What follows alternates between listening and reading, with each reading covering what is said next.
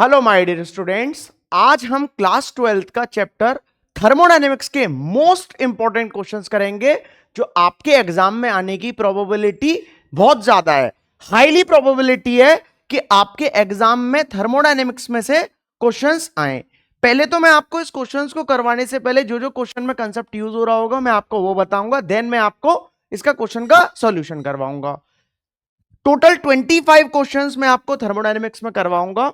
अगर आपको इस लेक्चर की पीडीएफ चाहिए तो आप मेरे को इस नंबर पर व्हाट्सएप कर सकते हो 7017817550। इस पर मेरे को अपना नेम और अपनी क्लास मेंशन कर देना और कौन से चैप्टर की आपको पीडीएफ चाहिए वो आप मेरे को मेंशन कर देना, तो मैं आपको पीडीएफ प्रोवाइड कर दूंगा।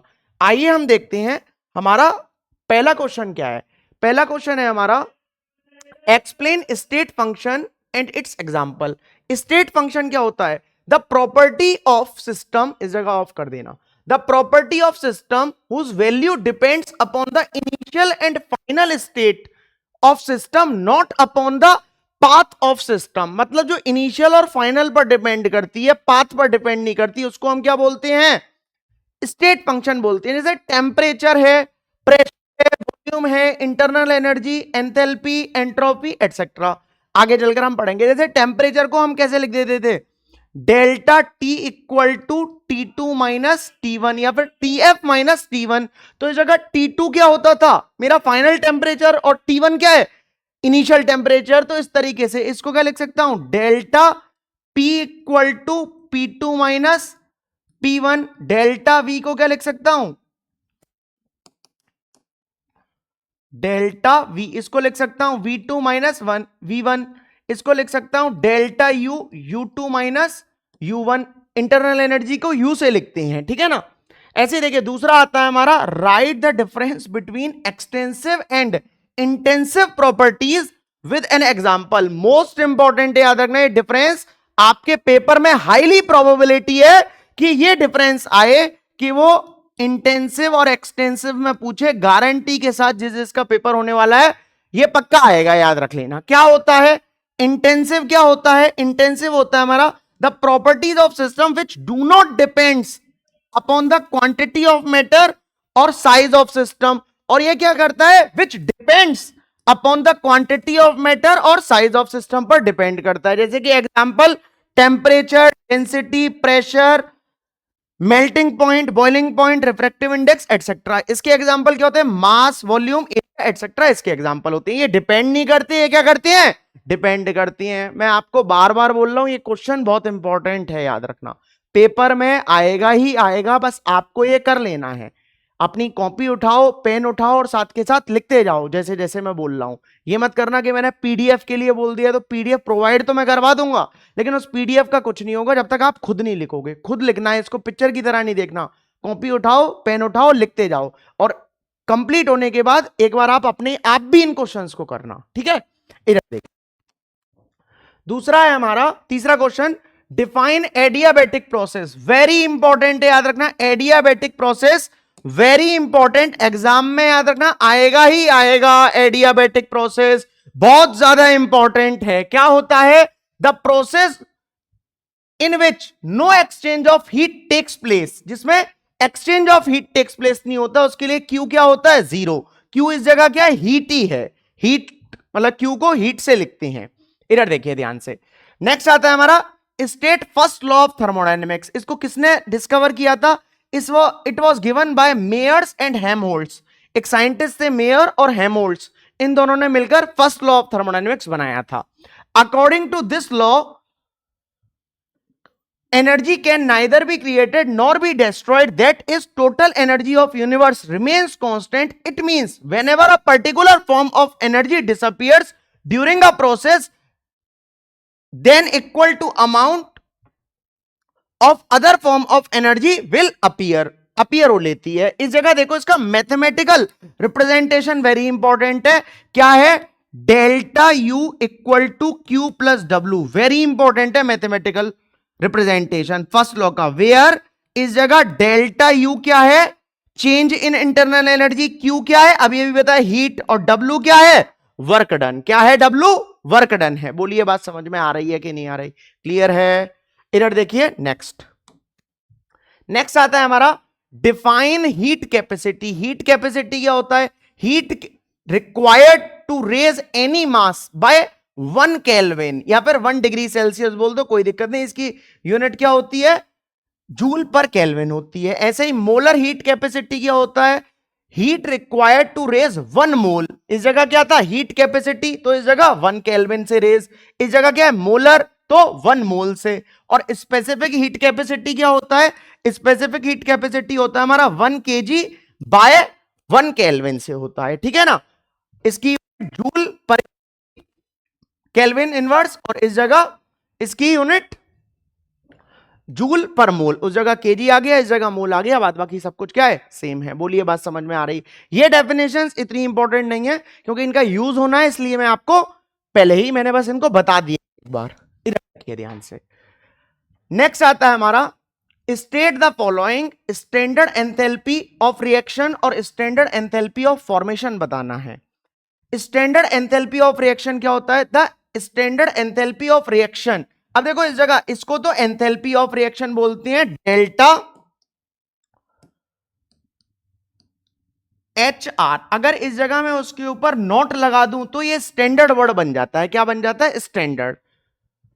Is the enthalpy change that occurs in a system when the matter transformed bye given chemical reaction when all reactants and products in their standard state.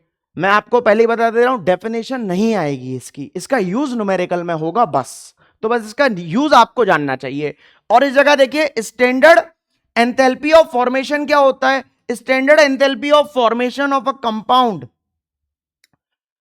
is the change in enthalpy when 1 mole of the compound is formed from its elements in their standard state। इधर आप ध्यान से देखिए, मैं इसका आपको सीधे formula लिखकर बता रहा हूं कि क्या होता है। स्टैंडर्ड एंथैल्पी ऑफ रिएक्शन का फॉर्मूला होता है हमारा, समीशन करना होता है हमको स्टैंडर्ड एंथैल्पी ऑफ फॉर्मेशन किसका? प्रोडक्ट का, और उसमें से माइनस कर देना होता है summation standard enthalpy of formation किसका? रिएक्टेंट का। क्या कर देना होता है हमको? माइनस कर देना होता है।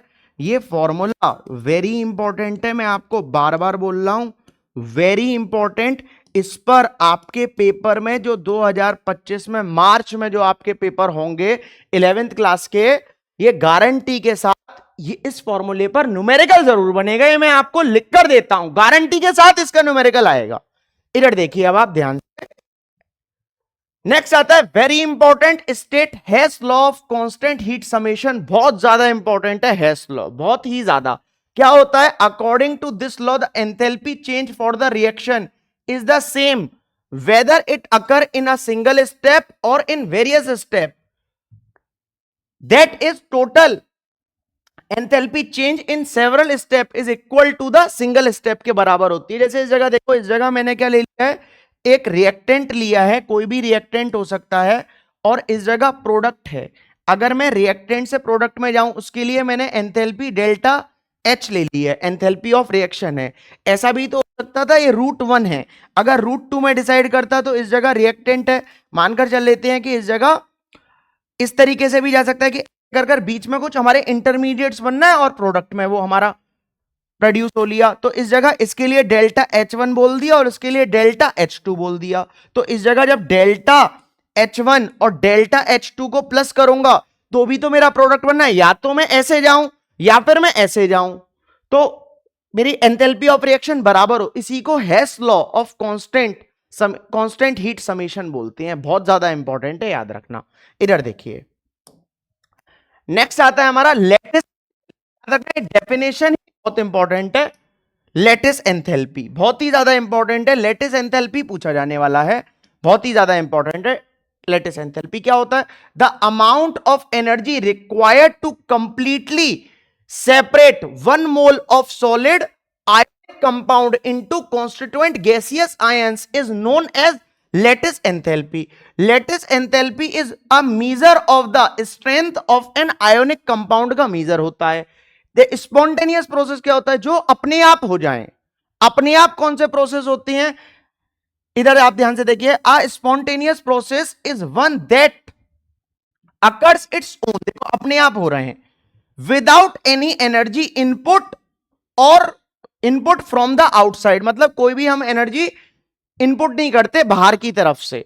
तो इस जगह एग्जांपल देखिए. A ball will down on incline. मतलब बॉल को नीचे से ऊपर से नीचे फेंकेंगे तो कोई भी हमको फोर्स नहीं लगाना पड़ेगा, कुछ नहीं पड़ेगा, वो अपने आप प्रोसेस होगा. तो यही चीज है. जैसे कि अगर मैं कोई भी चीज अगर जैसे कि फ्लोर पर पानी फैला दूं तो वो भी क्या है, एक अपने आप है. एक दिन में, 2 दिन में, हो सकता है 2 घंटे में वो एवोपोरेट हो जाए और सूख जाए हमारा. नेक्स्ट देखिए ध्यान से. नेक्स्ट आता है हमारा state second and third law of thermodynamics. क्या होता है सेकंड लॉ ऑफ थर्मोडायनेमिक्स? देखिए बहुत मैंने शॉर्ट में दिया है, लॉन्ग नहीं दिया है आपको. बहुत शॉर्ट, बहुत शॉर्टेस्ट डेफिनेशन मैंने डिसाइड करी है कि एक ही वर्ड में बस ये चीज हो ले. क्या होता है? For a spontaneous process the entropy of the universe increases. क्या होता है? सेकंड लॉ यही बोलता है स्पॉन्टेनियस प्रोसेस के लिए एंट्रोपी होती है यूनिवर्स की, वो क्या होती है? इंक्रीज होती है. इधर देखिए थर्ड लॉ ऑफ थर्मोडायनेमिक्स क्या होता है? A perfect crystal at 0 kelvin है 0 एंट्रोपी. मतलब जो परफेक्ट क्रिस्टल होती हैं 0 केल्विन पर उसकी एंट्रोपी कितनी होती है? 0 होती है. एंट्रोपी को एस से लिखते हैं. किससे लिखते हैं? एस से. नेक्स्ट देखिए drive the formula for work done या फिर PV work for reversible process. बहुत ज्यादा इंपॉर्टेंट ये फॉर्मूला है और बहुत ज्यादा इंपॉर्टेंट ये डेरिवेशन है. डेरिवेशन पेपर में आने की हाईली प्रोबेबिलिटी है कि एग्जाम में डेरिवेशन आएगा ही आएगा. आप मेरे से लिखवा कर ले जा सकती हो. मोस्ट इंपॉर्टेंट डेरिवेशन है ये. एक इरिवर्सिबल प्रोसेस के लिए भी होता है, लेकिन इरिवर्सिबल वाला इतना नहीं पूछा जाता जितना रिवर्सिबल, क्योंकि रिवर्सिबल वाले में इंटीग्रेशन यूज हो रहा होता है, इसलिए वो इसको पूछना ज्यादा प्रेफर करती हैं. इस जगह आप ध्यान से देखिए. इस जगह मैं लिख रहा हूं let the work done W is done in the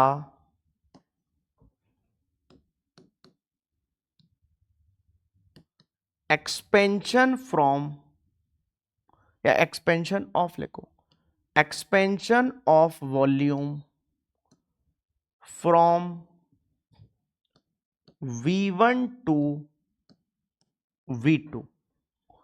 अब इस जगह आप ध्यान से देखिए कि एक हमारा फॉर्मूला होता है W इक्वल टू माइनस का पी डीवी. क्या होता है? W इक्वल टू माइनस का पी डीवी फॉर्मूला होता है.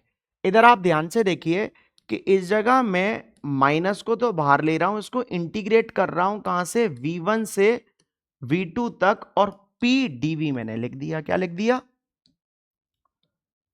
P dV.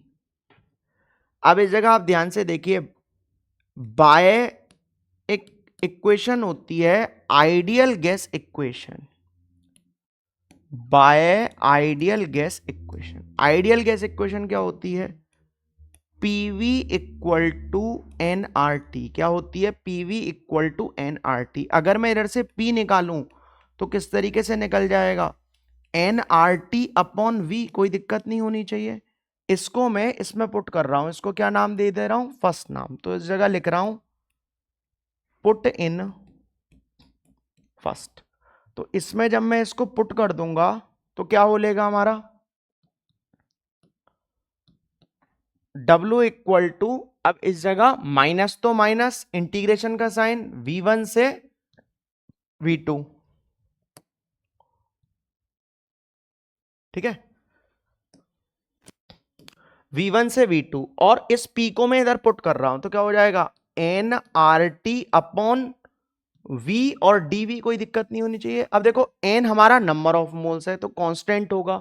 अब इस जगह R क्या है? Gas constant. टेम्परेचर गिवन होगा, ये भी कांस्टेंट होगा. तो इस जगह इसको मैं मतलब इंटीग्रेट के बाहर ले लूंगा, कॉमन उठा लूंगा इसको इधर से. अब V1 से लेकर V2 और 1 अपॉन V dV का इंटीग्रेशन होगा. कॉपी के टॉप पर लिखना, आप अपनी कॉपी के टॉप पर। आपने ये इतना पढ़ा होना चाहिए फिजिक्स में, नहीं पढ़ा है तो मैं पढ़ाता हूं। 1/x और dx का इंटीग्रेशन होता है log x, और 1/y और dy का इंटीग्रेशन होता है क्या, log y। लेकिन ये मैंने log कौन सा लिखा है, अपना बेसिक लॉग लिखा है, मतलब। और केमिस्ट्री में हमारा नेचुरल लॉग यूज करते हैं, क्या करते हैं, नेचुरल लॉग। तो इस जगह मैं इस तरीके से लिख रहा हूं, इसको ध्यान से देखना।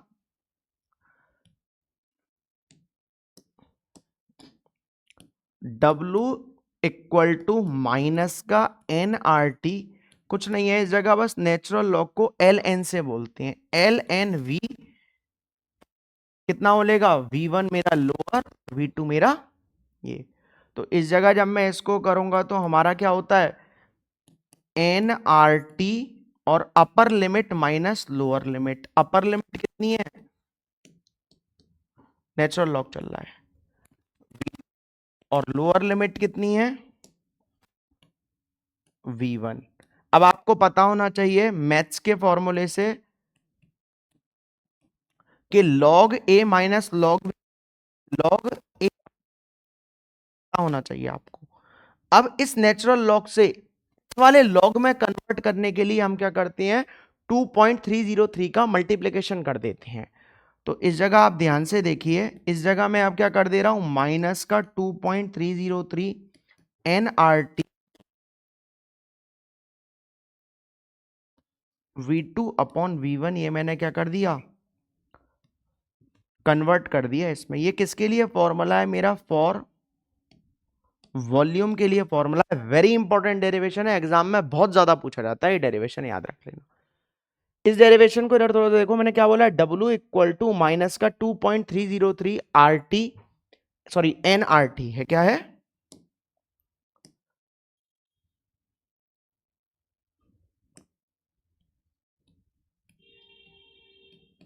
NRT, और log V2 अपॉन V1 हो लिया। अब आप ध्यान से इधर देखिए, अगर मैं इस जगह लिखूं कि क्या लिखा था मैंने, W इक्वल टू माइनस का 2.303 NRT log V2 upon V1, ये मैंने फॉर्मूला आपको किसके लिए बताया है, कि ये फॉर्मूला किसके लिए, फॉर वॉल्यूम के लिए है। ये फॉर्मूला किसके लिए, वॉल्यूम के लिए। आपको पता है कि, बट मैं इस जगह लिखता हूं कि P1 V1 equal to P2 V2 के बराबर होता है। अगर मैं इसको इधर भेज दूं और इसको इधर ले आऊं तो P1 upon P2 equal to V2 upon V1 होलेगा, नहीं होलेगा। तो V2 अपॉन V1 को मैं क्या लिख सकता हूं, P1 अपॉन P2। तो इसको मैं इस तरीके से लिख सकता हूं, W इक्वल टू माइनस का 2.303 NRT log P1 upon P2। ये किसके लिए फॉर्मूला होलेगा हमारा, फॉर प्रेशर के लिए होगा, जब हमको प्रेशर गिवन दिया जाएगा न्यूमेरिकल में, फॉर प्रेशर। डेरिवेशन याद रखो कि ये मोस्ट इंपॉर्टेंट डेरिवेशन है, क्या है, वेरी इंपॉर्टेंट डेरिवेशन है, मैं आपको बार बार बोल रहा हूं। और इससे भी ज्यादा जो डेरिवेशन इंपॉर्टेंट है वो ये है, हर किसी के पेपर में आने के लिए होता है ये। 11th क्लास में हर साल इस डेरिवेशन के बिना टीचर पेपर ही नहीं बनाता। CP minus CV equal to R, या फिर वो बोलेगा drive the relation between CP minus CV, के बीच में रिलेशनशिप ड्राइव करो, या फिर वो डायरेक्ट बोलेगा कि इस फॉर्मूले को ड्राइव करो, CP minus CV equal to R। बहुत ज्यादा इंपॉर्टेंट डेरिवेशन है, आपको मैं लिख कर देता हूं कि ये डेरिवेशन जरूर पूछा जाएगा हमारे एग्जाम में। बहुत ही ज्यादा इंपॉर्टेंट डेरिवेशन है, मतलब बहुत ही ज्यादा इंपॉर्टेंट है। इधर आप ध्यान से देखिए कि CP और CV क्या होता है। सबसे पहले तो इधर देखिए, मैं आपको इधर CP और CV बता देता हूं। CP होता है हमारा heat capacity at constant pressure. इसको हम किस तरीके से लिख सकते हैं, DH अपॉन DT की होल पावर, मतलब होल P में लिख सकता हूं इसको। इस जगह ये क्या है हमारा, वेयर CP क्या है, heat capacity at constant pressure. क्या है, कांस्टेंट प्रेशर। अगर मैं H आपको पता होना चाहिए क्या होता है, एंथैल्पी, और T टेम्परेचर। इधर आप ध्यान, अगर मैं CV लिखूं तो ये मेरा हो लेता है du upon dt whole V में। अब इस जगह मेरा वेयर CV क्या होता है, CV होता है हमारा हीट कैपेसिटी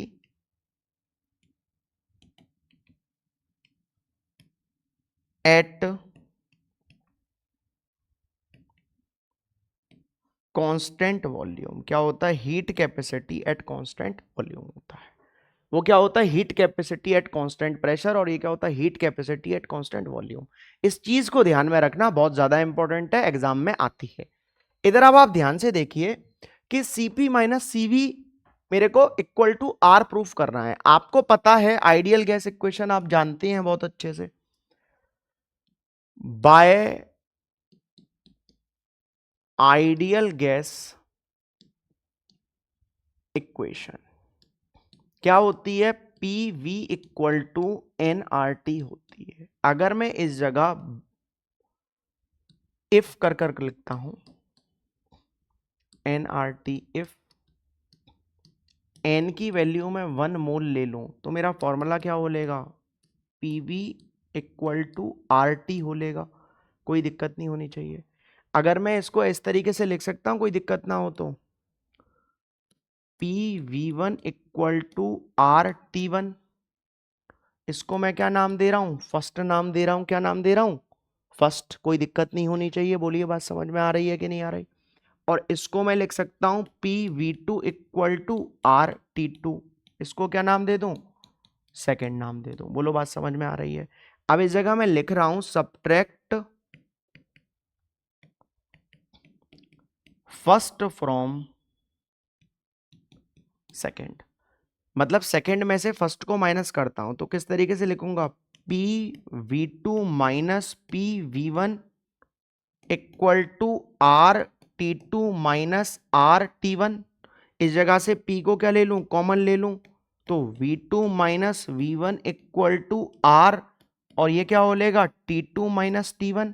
अब आपने फिजिक्स में पढ़ा होगा कि V2 minus V2 minus V1 को क्या लिख सकते हैं, डेल्टा V, और T2 माइनस T1 को क्या लिख सकते हैं, डेल्टा T। तो इसको मैं इस तरीके से नहीं लिख सकता हूं कि P delta V equal to R delta T।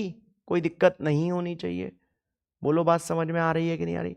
बहुत इंपॉर्टेंट है, याद रखना। इस इक्वेशन को मैं नाम दे रहा हूं थर्ड। क्या नाम दे रहा हूं, थर्ड नाम दे रहा हूं इस इक्वेशन को। बोलिए क्लियर है कि नहीं है, इतनी बात समझ में आ रही है कि नहीं आ रही।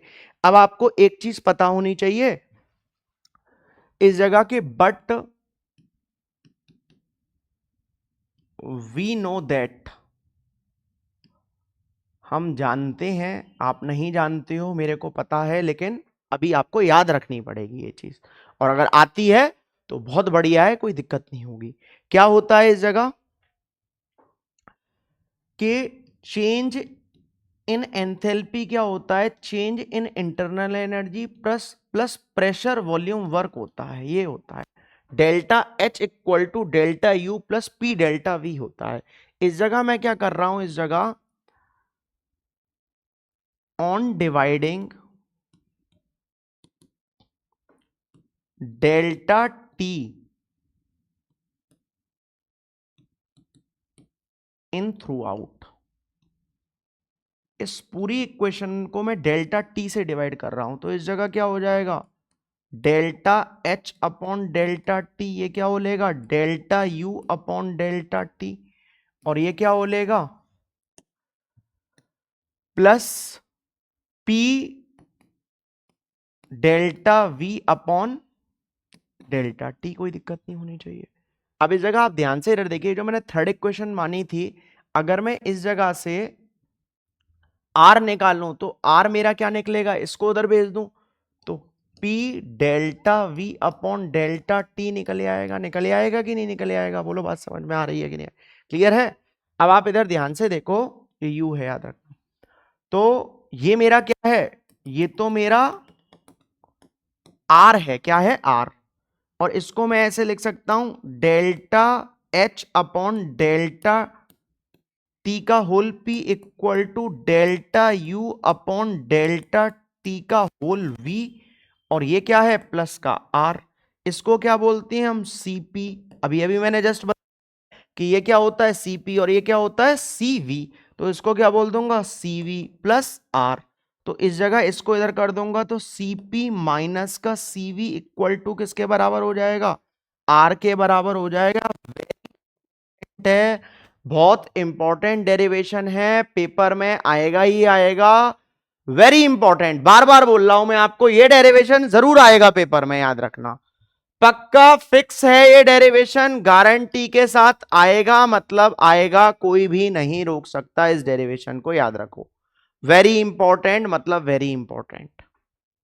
इधर देखिए आप ध्यान से, नेक्स्ट नेक्स्ट हमारा आता है for the process occur under adiabatic condition. अब देखो एडियाबैटिक कंडीशन मैंने आपको क्या बताई थी, नो एक्सचेंज ऑफ हीट, जहां पर एक्सचेंज ऑफ हीट नहीं होती मतलब क्यू हमारा कितना होता है, 0 होता है, इसका ये ऑप्शन है, एमसीक्यूज है, एनसीईआरटी का क्वेश्चन है, मोस्ट इंपॉर्टेंट है, आता है पेपर में। इधर देखिए नेक्स्ट नेक्स्ट हमारा आता है a thermodynamic state thermodynamic state junction is a quantity, किसकी क्वांटिटी है, whose value is independent of path. State function क्या होता है, इंडिपेंडेंट ऑफ पाथ, जो पाथ पर डिपेंड नहीं करती, वही चीज तो होती है। इधर देखिए नेक्स्ट, पहला क्वेश्चन यही लिखवाया था मैंने स्टेट फंक्शन का। नेक्स्ट देखिए, नेक्स्ट हमारा आता है the enthalpies of all the elements in their standard states are क्या होता है, 0 होता है, याद रखना। नेक्स्ट देखिए, नेक्स्ट हमारा आता है कि a reaction A plus B gives C plus D plus Q is found to have a positive entropy change, the reaction will be क्या होनी चाहिए, वो हमारा है possible at any temperature, पर वो क्या हो लेगा, possible हो लेगा। इधर देखिए नेक्स्ट, बहुत इंपॉर्टेंट क्वेश्चन है, एग्जाम में आता है, हाईली प्रोबेबिलिटी है इस क्वेश्चन के आने की, बार बार बोल रहा हूं, वेरी इंपॉर्टेंट, मतलब वेरी इंपॉर्टेंट, फिक्स लिख लो इस क्वेश्चन पर, कर जाना, एक बार मैं करवा रहा हूं, एक बार आप करना, तभी जाकर ये होगा, वरना नहीं हो पाएगा। इधर देखिए ध्यान से, क्या है question, in a process 701 joule of heat is absorbed by a system, मतलब 700 जूल ऑफ हीट दिया है, तो हीट क्या है हमारा, क्यू, किससे लिखते हैं, क्यू से, तो क्यू हमारा कितना दे दिया, 701 जूल दे दिया, ठीक है ना। अब इस जगह बाय अ सिस्टम, और इसके आगे क्या बोला है, 394 joule of work is done by the system, मतलब बाय द सिस्टम हो रहा है तो क्या होगा, एक्सपेंशन टेक्स प्लेस होगा, क्या होगा, एक्सपेंशन टेक्स प्लेस, और ऑन द सिस्टम पर कंप्रेशन टेक्स प्लेस होगा। तो इस जगह 394 दे दिया, तो 394 हमारा कैसा हो लेगा, जब बाय द सिस्टम में क्या होता है, नेगेटिव होता है, और ऑन द सिस्टम में कैसा होता है, पॉजिटिव होता है। तो इस तरीके से, अब फर्स्ट लॉ ऑफ थर्मोडायनेमिक्स आप देखिए, फर्स्ट लॉ ऑफ थर्मोडायनेमिक्स क्या था, mathematical, delta U equal to Q plus W, इधर देखिए मैंने आपको पढ़ाया है,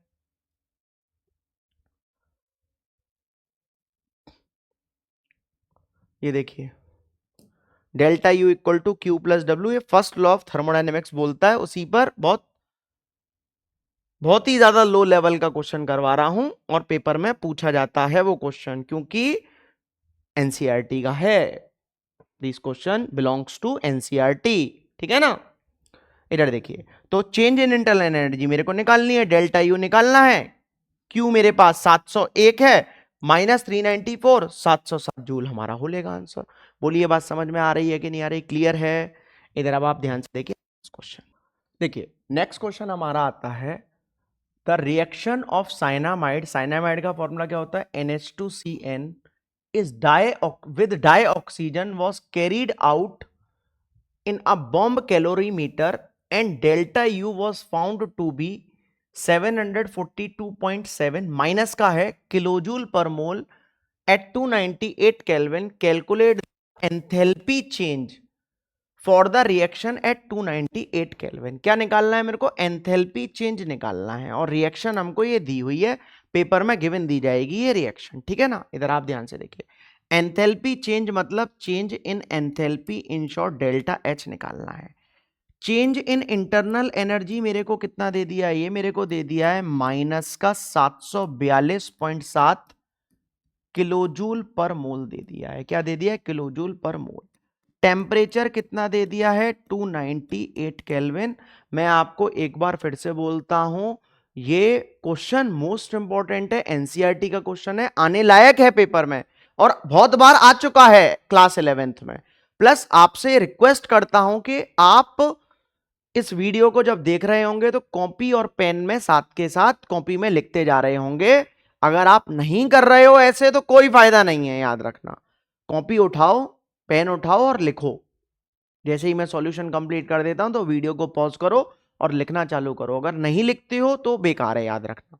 इधर अब आप ध्यान से देखिए, ये मेरे को निकालना है। फॉर्मूला होता है हमारा delta H equal to delta U plus delta N G R T. क्या होता है, एन जी आर टी।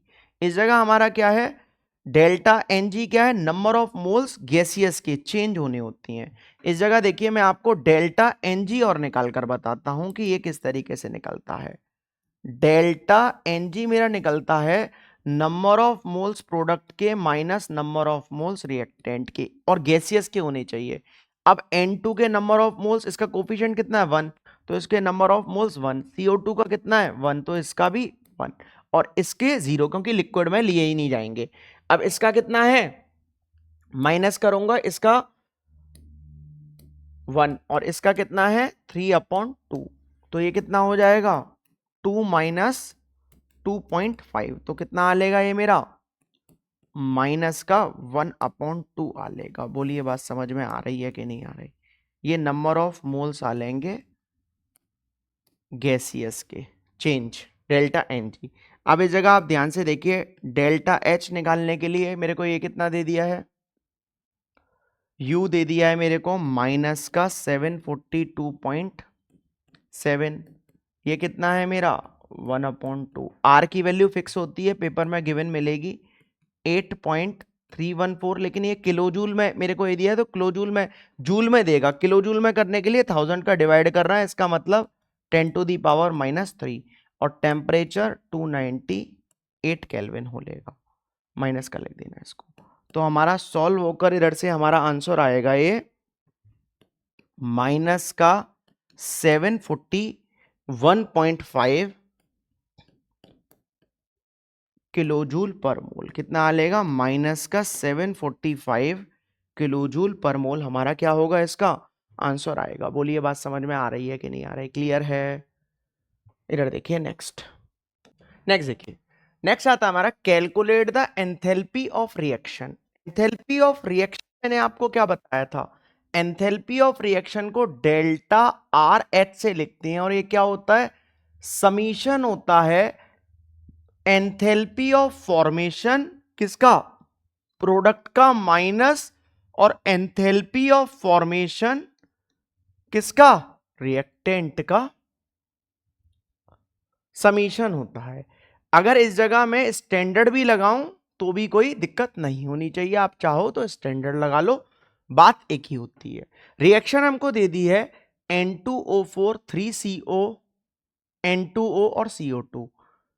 अब CO के लिए मेरे को फॉर्मेशन दी हुई है, एंथैल्पी और फॉर्मेशन माइनस का 110 किलोजूल पर मोल, CO2 के लिए माइनस का 393, N2O के लिए 81 और N2O4 के लिए 9.7 दिया हुआ है। अब इस जगह आप ध्यान से देखिए, मेरे को निकालना क्या है, मेरे को निकालना एंथैल्पी ऑफ रिएक्शन मेरे को निकालनी है। तो इन शॉर्ट रिएक्शन क्या दी हुई है मेरे को, N2O4 plus 3CO gives N2O और 3CO2, ये दी हुई है। अब देखिए एंथैल्पी ऑफ रिएक्शन का फॉर्मूला होता है, ये होता है हमारा फॉर्मूला कि समीशन करना है हमको फॉर्मेशन रिएक्शन का, समीशन एंथैल्पी ऑफ फॉर्मेशन किसकी, प्रोडक्ट की, माइनस किसकी, रिएक्टेंट के स्टैंडर्ड की ही लगाओ आप, ठीक है ना, स्टैंडर्ड ही होना चाहिए वैसे तो, ठीक है। ये होता है हमारा फॉर्मूला। अब देखिए इस जगह प्रोडक्ट का क्या दिख रहा है, ये और ये, इसकी एंथैल्पी कहां दी हुई है मेरे को क्वेश्चन में, प्रोडक्ट की मेरे को दी हुई है N2O की, एक तो ये दी हुई है, और CO2 की मेरे को ये दी हुई है, ठीक है ना, ये मेरे को इसकी दी हुई है, इन दोनों को ऐड करेंगे। अब देखिए किस तरीके से ऐड करना है, ध्यान से बिल्कुल इधर देखना, enthalpy of, standard enthalpy of reaction. अब इन दोनों को अगर मैं ऐड करूंगा तो ये क्या है, प्रोडक्ट। अब प्रोडक्ट में मेरे ये दोनों हैं, तो देखो फॉर्मेशन किसका, एंथैल्पी ऑफ N2O का, और फॉर्मेशन किसका, अब इसका कोफिशिएंट 3 है तो 3 का मल्टीप्लिकेशन करूंगा CO2 का, और माइनस करूंगा अब मैं माइनस रिएक्टेंट को, तो रिएक्टेंट का कितना होगा, डेल्टा फॉर्मेशन ऑफ एंथैल्पी किसके लिए, N2O4 के लिए, और ऐड करूंगा किसको, 3 एंथैल्पी ऑफ फॉर्मेशन किसके लिए, कार्बन मोनोऑक्साइड के लिए, CO के लिए कर दूंगा, ठीक है ना। अब देखिए, अब इसकी मेरे को कितनी दी हुई है, N2O की मेरे को दी हुई है 81, इसकी कितनी दी हुई है मेरे को 3, तो इसका कोफिशिएंट था, और वो दी हुई है मेरे को माइनस का 393, माइनस करूंगा, फॉर्मेशन N2O4 की कितनी दी हुई है 9.7 है, प्लस 3 इसका कोफिशिएंट था, और CO की कितनी दी हुई है माइनस का 110 दिया हुआ है। बोलो बात समझ में आ रही है कि नहीं आ रही, क्लियर है। तो इधर से सॉल्व होकर मेरा इसका आंसर आएगा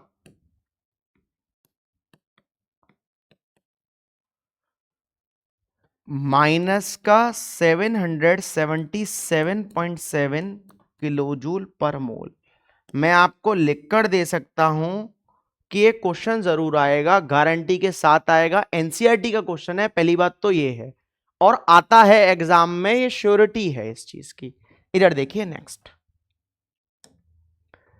आता है हमारा, गिवन दिया हुआ है हमको N2 + 3S2 गिव्स 2NH3, एक रिएक्शन है, इसके लिए एंथैल्पी ऑफ रिएक्शन दी हुई है, तो what is the standard enthalpy of formation of NH3 के लिए पूछ रहा है, स्टैंडर्ड एंथैल्पी ऑफ फॉर्मेशन। इधर आप ध्यान से देखिए, N2 + 3H2 गिव्स 2NH3 के लिए मेरे को एंथैल्पी ऑफ रिएक्शन दी हुई है माइनस का 92.4 किलोजूल पर मोल दी हुई है, किलोजूल पर मोल, ठीक है ना। अब देखिए, अब हमें किसके लिए पूछ रहा है, वो NH3 के लिए पूछ रहा है, लेकिन इस जगह 2NH3 है तो इस होल इक्वेशन को 2 से डिवाइड करूंगा, तो मतलब 1/2 N2 + 3/2 H2, और कितना हो लेगा मेरा NH3 हो लेगा। तो इसकी फॉर्मेशन में मैं क्या करूंगा, इसकी फॉर्मेशन में भी मैं अब इस जगह इधर ही निकाल कर बता दे रहा हूं, इस डेल्टा RH को 2 से, मतलब एंथैल्पी ऑफ रिएक्शन को 2 से डिवाइड कर दूंगा, तो माइनस का 92.4 को भी मैं 2 से डिवाइड करूंगा, तो मेरा आंसर आ जाएगा माइनस का 46.2 किलोजूल पर मोल, मेरा इसका आंसर आ लेगा। बहुत इजी क्वेश्चन है और एग्जाम में आता है, याद रखना, एग्जाम में हाईली प्रोबेबिलिटी है इस क्वेश्चन के आने की। इधर देखिए नेक्स्ट क्वेश्चन हमारा आता है, बहुत ज्यादा इंपॉर्टेंट, वेरी इंपॉर्टेंट, स्कूल्स का फेवरेट क्वेश्चन है ये, स्कूल्स का बहुत ज्यादा फेवरेट क्वेश्चन है ये, कि आता ही आता है स्कूल्स में। इधर देखिए आप ध्यान से, क्या बोल रहा है वो, calculate the standard enthalpy of formation ही पूछ रहा है of methanol CH3OH from the following data. ये डेटा दे रखा है कि उसने मेरे को इस रिएक्शन की एंथैल्पी दे दी है माइनस का 726, इसकी 393, और इसका माइनस का 286। ध्यान से देखना, बिल्कुल बहुत ज्यादा इंपॉर्टेंट है। अब देखो सबसे पहले CH3OH मेरा बनेगा किस तरीके से, इधर ध्यान से देखो भाई। उसमें क्या है, एक तो कार्बन है CH3OH में, एक हाइड्रोजन है और एक ऑक्सीजन है। तो इन शॉर्ट है कि मेरे को कार्बन लेना पड़ेगा, हाइड्रोजन लेना पड़ेगा और ऑक्सीजन भी लेना पड़ेगा, प्लस मेरा क्या बन जाएगा, CH3OH बन जाएगा। क्या बन जाएगा, CH3OH। अब इस जगह बैलेंसिंग के लिए इस जगह 2 लगा दे रहा हूं और इस जगह मैं क्या लगा दे रहा हूं, हाफ लगा दे रहा हूं। देखो कार्बन एक, कार्बन एक, हाइड्रोजन कितने हैं 4, तो हाइड्रोजन कितने हैं 4, ऑक्सीजन कितना है 2 का आधा भाई, ये क्या है हाफ O2 मतलब 1, और इस जगह 1 ऑक्सीजन। तो मेरे को ये फाइंड करना है, कैलकुलेट कर बताना है इसके लिए एंथैल्पी ऑफ फॉर्मेशन। देखिए किस तरीके से होगा, ध्यान से इधर देखना कि एक इक्वेशन तो मेरी फर्स्ट ये है, सेकंड ये है, थर्ड ये है, मैं इधर ही से इसको लेकर चलूंगा। अब देखो कार्बन है इन शॉर्ट है, सेकंड इक्वेशन कार्बन है, ऐड करूंगा, और H2 है ये भी, लेकिन इस जगह H2 इस जगह 2H2, तो इस थर्ड इक्वेशन में किसका मल्टीप्लीकेशन करूंगा, 2 का मल्टीप्लीकेशन करूंगा। तो ध्यान से इधर देखो, इस जगह फर्स्ट है प्लस, सॉरी सेकंड है, सेकंड है, इस जगह मैं प्लस करूंगा थर्ड इक्वेशन को और माइनस करूंगा फर्स्ट इक्वेशन को। अब देखो फर्स्ट इक्वेशन को माइनस तो कर दूंगा, लेकिन मेरे को एक किसमें चाहिए, प्रोडक्ट में, और इधर किस में, रिएक्टेंट में। तो इस इक्वेशन को रिवर्स कर लिखूंगा, और रिवर्स कर लिखूंगा तो इसका जो डेल्टा आर एच है, रिवर्स कर लिखूंगा इसको,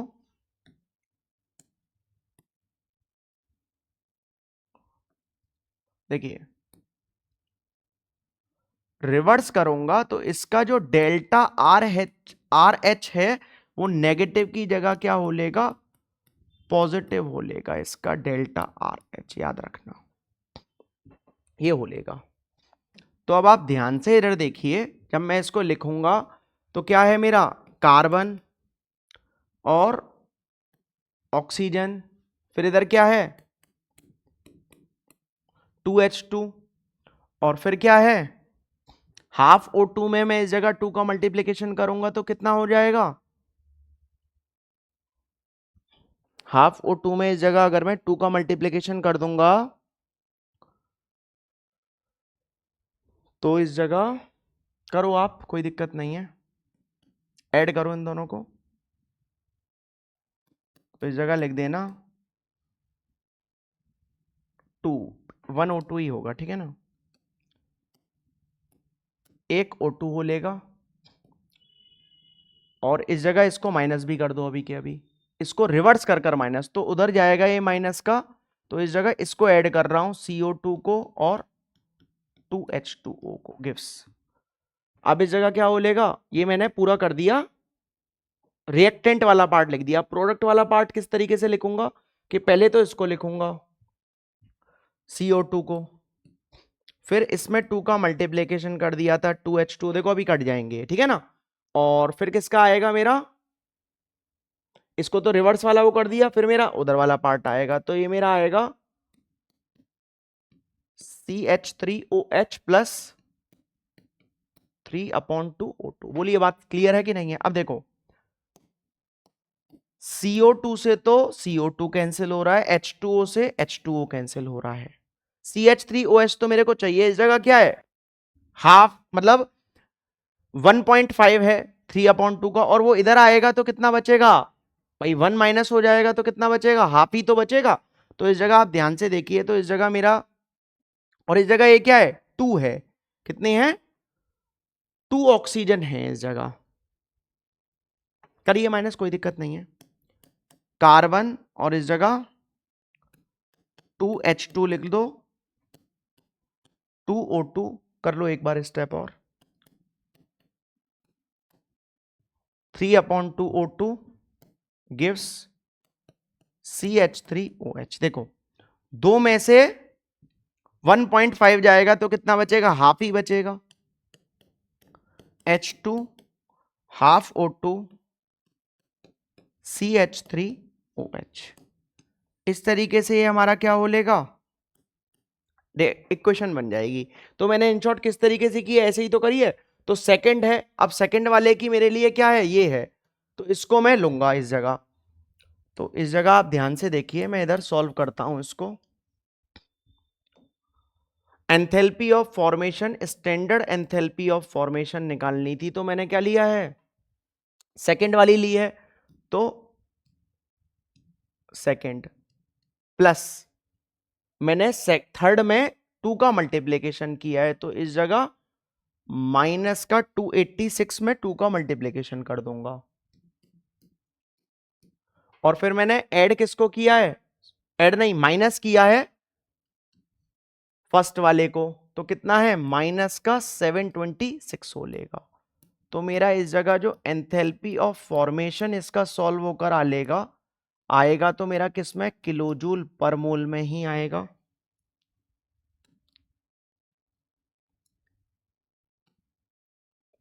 बहुत इंपॉर्टेंट है, याद रखना। तो सॉल्व कर कर इसका हमारा आंसर आ लेगा माइनस का 239, इसका आंसर सॉल्व कर कर आ लेगा। बोलिए बात समझ में आ रही है कि नहीं आ रही, क्लियर है? बहुत इंपॉर्टेंट क्वेश्चन है, टफेस्ट कैटेगरी का क्वेश्चन है, अगर कर लोगे तो इजी है, थोड़ा सा तो दिक्कत करेगा, और कैलकुलेशन उम्मीद करता हूं 11th स्टैंडर्ड में हो कि कैलकुलेशन आप खुद कर सकते हो। इधर देखिए आप, नेक्स्ट नेक्स्ट हमारा आता है, for an isolated system delta U is zero, what will be the delta S, entropy क्या होगा हमारा, इधर आप ध्यान से देखिए। चेंज इन इंटरनल एनर्जी मतलब delta U for an isolated system is 0 for it does not change any energy with the surrounding but entropy tends to increase, entropy क्या होगी, increases होगी in case of spontaneous reaction, therefore entropy हमारी क्या हो जाएगी, greater than 0। तो ये हमारा कैसा हो लेगा, एंट्रोपी पॉजिटिव हो लेगी, कैसी हो लेगी, पॉजिटिव हो लेगी। देखो आइसोलेटेड सिस्टम क्या होता है, जो पूरी तरीके से पैक्ड हो, जैसे कि इस जगह आप ध्यान से देखो, इस जगह मैं क्या कर रहा हूं, 2 बल्ब ले रहा हूं, क्या ले रहा हूं, 2 बल्ब हैं, और इसमें मैं क्या कर रहा हूं, कोई भी गैस फिल कर रहा हूं, क्या कर रहा हूं, गैस फिल। अब इस जगह मैं इस जगह एक बैरियर लगा देता हूं कि ये गैस इधर से उधर ना हो, स्टॉपिंग लगा दिया इस जगह, ठीक है। अब इस जगह जब मैंने इस जगह स्टॉपिंग लगा दिया, तो इस समय तो ये आइसोलेटेड है, जैसे ही मैं इस स्टॉपिंग को रिमूव कर दूंगा इधर,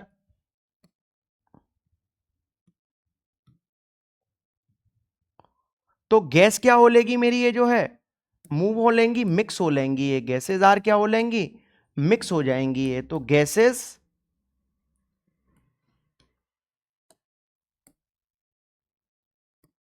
आर मिक्स्ड, और गैसेस मिक्स्ड होंगी तो हमारा क्या होगा, रैंडमनेस क्या होगी, इंक्रीज होगी,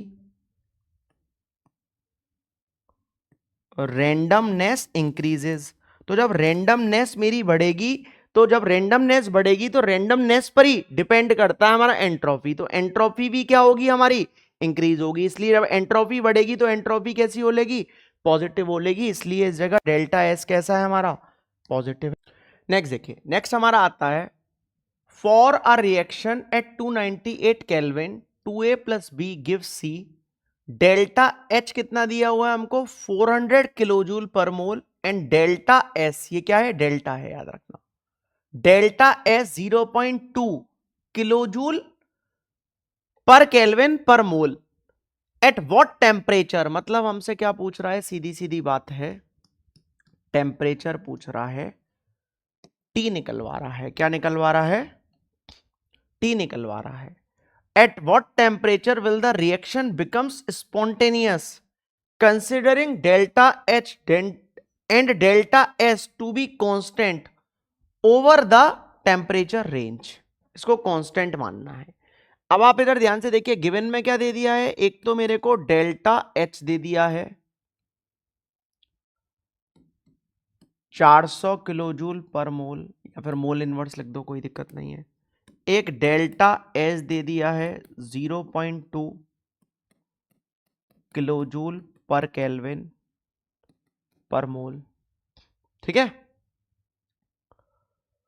टेम्परेचर पूछ रहा है, देखिए फॉर्मूला होता है हमारा कि delta G equal to delta H minus T delta S.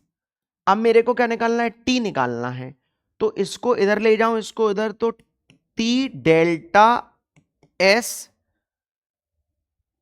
Equal to delta H, और इसको उधर ले गया तो माइनस का डेल्टा जी हो लेगा, कोई दिक्कत नहीं होनी चाहिए। अब इसको डिवाइड कर दूंगा तो T equal to delta H minus का डेल्टा जी, और ये डिवाइड में हो लेगा तो 1/डेल्टा एस। इधर याद रखना इस जगह एट इक्विलिब्रियम, इक्विलिब्रियम पर जो डेल्टा जी है वो कितना होगा, 0 होगा। कितना होगा,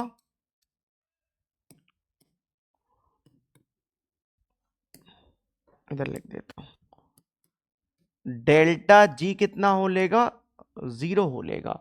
तो इस जगह जब मैं डेल्टा एच में से 0 माइनस करूंगा तो डेल्टा एच ही बचेगा। तो इसको मैं इस तरीके से लिख सकता हूं, T equal to delta H upon delta S. अब डेल्टा एच कितना दिया हुआ है मेरे को, 400, और डेल्टा एस कितना दिया हुआ है, 0.2। तो इसको मैं क्या करूंगा, 0 को ऊपर, तो 2000 केल्विन मेरा क्या हो लेगा, टेम्परेचर आ जाएगा। बोलिए बात समझ में आ रही है कि नहीं आ रही, क्लियर है कि नहीं है? बहुत इजी क्वेश्चन है और आ सकता है, बस इस फॉर्मूला आपको याद होना चाहिए। और सीधी सीधी बात है, कर कर जाओ, एनसीईआरटी का क्वेश्चन है, आना है, गारंटी के साथ आना है।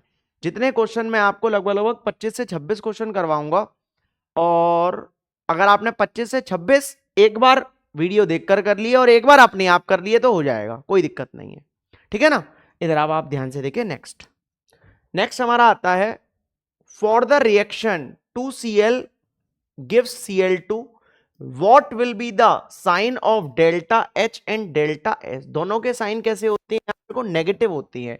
डेल्टा H भी नेगेटिव होता है because energy is release. Energy क्या हो रही है, रिलीज। क्यों हो रही है, इन द फॉर्मेशन, क्योंकि बॉन्ड फॉर्म हो रहा है दो Cl Cl2 के बीच में, ठीक है ना।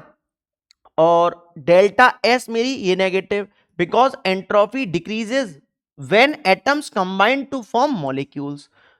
क्या होता है, एंट्रोपी डिक्रीज होती है जब एटम क्या होते हैं, कंबाइन टू फॉर्म मॉलिक्यूल की फॉर्म में आते हैं, तब क्या होती है, एंट्रोपी भी कम होती है। इधर देखिए ध्यान से, नेक्स्ट देखिए, नेक्स्ट हमारा आता है, for the reaction 2A plus B gives 2D। क्या दी हुई है reaction, 2A plus B gives 2D। ये भी गैसियस में है, ये भी गैसियस में है, और ये भी गैसियस में ही है। चेंज इन इंटरनल एनर्जी दे दी और स्टैंडर्ड में दी है, standard change in internal energy 10.5 kilo joule, and entropy दे दी है, ये भी स्टैंडर्ड में है, माइनस का 44.1 जूल केल्विन इनवर्स में दे दी है, ठीक है ना। और डेल्टा जी नॉट निकालना है, स्टैंडर्ड गिब्स फ्री एनर्जी होता है। अब मैंने आपको फॉर्मूला बताया था, delta G equal to delta H minus का T delta S, last question में, ठीक है ना। अब स्टैंडर्ड दिया हुआ है तो हर जगह मैं क्या लगा दूंगा, नॉट लगा दूंगा, लेकिन मेरे को इस जगह डेल्टा एच तो पता नहीं है, तो डेल्टा एच निकालने का मैंने आपको स्टार्टिंग में न्यूमेरिकल बताया था, delta H equal to delta U plus delta N G R T. अब इस जगह स्टैंडर्ड में लगाऊंगा तो इस जगह नोट कर दूंगा हर जगह, तो delta H not equal to delta U not कितना दिया हुआ है मेरे को, ये दिया हुआ है, मतलब इंटरनल एनर्जी है सीधी सीधे, माइनस का 10.5 किलो जूल में है, याद रखना, प्लस। अब ये कैसे निकालते थे, delta N G, number of moles मेरे किसके, प्रोडक्ट के, माइनस रिएक्टेंट के। प्रोडक्ट के कितने हैं, 2, और रिएक्टेंट का 2 प्लस 1 कितना है, 3, माइनस कर दे रहा हूं। आर गैस कांस्टेंट क्या होता है, 8.314, ये जूल में होता है, और ये मेरे को किलो जूल में है, तो इसको जूल में बनाने के लिए 1000 का डिवाइड कर दूंगा, मतलब 10 टू दी पावर -3 का क्या कर दूंगा, मल्टीप्लाई कर दूंगा। ये किस में है, जूल से किलो जूल में बनाने के लिए। अब किलो जूल से जूल में बनाने के लिए 1000 का क्या करूंगा, मल्टीप्लीकेशन करूंगा, ठीक है ना। इस जगह 10 टू दी पावर -3 का मल्टीप्लीकेशन है। टेम्परेचर कितना है, ये स्टैंडर्ड निकलवा रहा है, तो स्टैंडर्ड पर हमारा टेम्परेचर कितना होता है, 298 केल्विन होता है, केल्विन में ही लेना होता है, ठीक है ना। तो इधर से मेरा डेल्टा एच नॉट सॉल्व होकर आ लेगा माइनस का 12.98 किलोजूल पर मोल। कितना आ लेगा? माइनस का 12.98 किलोजूल पर मोल। उम्मीद करता हूं कि कैलकुलेशन आप खुद कर लोगे, ठीक है ना। अब इस जगह आप ध्यान से देखिए क्या निकालना है मेरे को।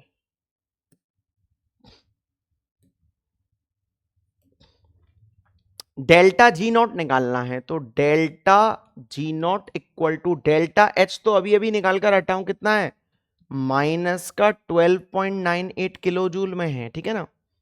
टेम्परेचर आपको पता है कि 298 होता है। अब इसको करूंगा तो ये जूल में है, इसको किलो जूल में करने के लिए क्या करूंगा? किलो जूल में करता हूं इसको 44.1, इसको करूंगा तो 10 टू दी पावर -3 का इधर मल्टीप्लीकेशन, तो एक किलो जूल पर केल्विन में मेरा एंट्रोपी हो लेगी, ठीक है ना। तो इसको मैं डायरेक्ट इधर रखूंगा, तो कितना है? 44.1 इंटू 10 टू दी पावर -3। तो डेल्टा जी नॉट मेरा सॉल्व होकर इधर से आ लेगा 0. ये माइनस है, याद रखना, 16 किलोजूल पर मोल। क्या आ लेगा? 0.16 किलोजूल पर मोल आ लेगा। बोलिए बात समझ में आ रही है कि नहीं आ रही? क्लियर है? उम्मीद करता हूं कि आपको समझ में आ रहा होगा। नेक्स्ट देखिए, नेक्स्ट क्वेश्चन है हमारा important. Equilibrium constant for the reaction is 10 दे दिया है, मतलब इक्विलिब्रियम कांस्टेंट को केसी से लिखते थे, जो कि 10 दे दिया है। मैंने आपको इक्विलिब्रियम के लेक्चर में बताया, नहीं है तो उधर जाकर देखो। कैलकुलेट क्या करना है? डेल्टा जी नॉट मेरे को कैलकुलेट करना है। गिवन में आर दे दिया है 8.314 जूल पर केल्विन में, और मोल इनवर्स में। किलो जूल में करूंगा तो 10 टू दी पावर -3 का मल्टीप्लीकेशन कर दूंगा, और टेम्परेचर इतना दे दिया है।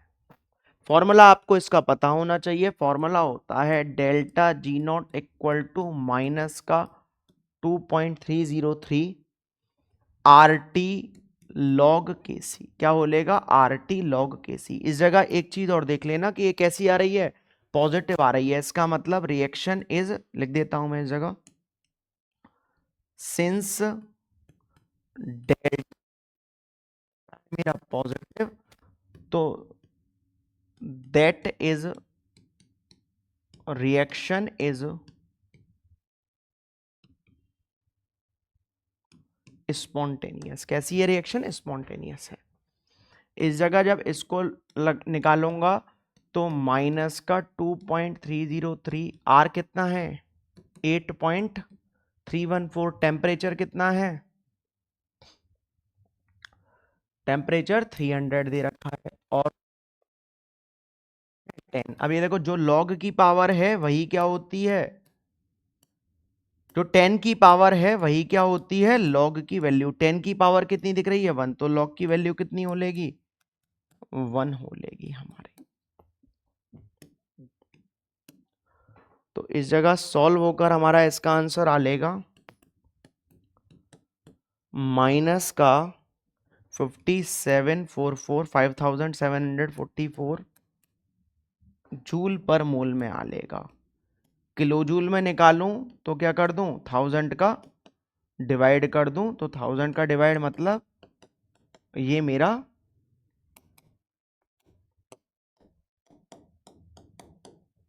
किलो जूल में आ लेगा delta G not. Important question है, आ सकता है पेपर में, याद रख लेना। वेरी इंपॉर्टेंट और इजी है, कोई हार्डनेस नहीं है क्वेश्चंस में। इधर देखिए नेक्स्ट। नेक्स्ट देखिए, नेक्स्ट हमको क्या दे दिया? Calculate the entropy change in surrounding when 1 mole of water is formed under standard condition. Given दे दिया है मेरे को, एंथैल्पी दे दी है। एंथैल्पी कितनी दे दी है? एंथैल्पी हमको दे दी है माइनस का 286 किलोजूल पर मोल। अगर इस जगह में हीट निकालूंगा सराउंडिंग की, तो इस जगह जो सराउंडिंग की हीट होगी वो एंथैल्पी का बस साइन चेंज हो लेगी, प्लस की 286 किलोजूल पर मोल हमारी इसकी हीट हो लेगी। अब एंट्रोपी चेंज किसकी निकालनी है, मतलब डेल्टा एस किसका है, सराउंडिंग का ही निकालना है। तो जब सराउंडिंग का हमको इसको निकालना है तो क्यू सराउंडिंग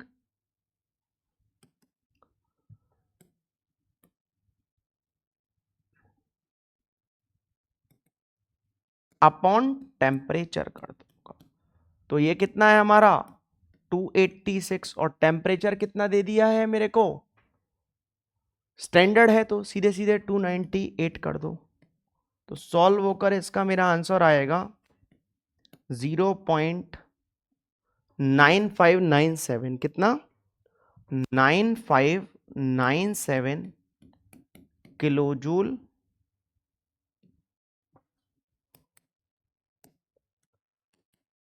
पर मोल और पर केल्विन। और अगर मैं इसको किलो जूल से लेकर जूल में करूंगा तो 1000 का मल्टीप्लीकेशन कर कर पॉइंट उधर लग लेंगे।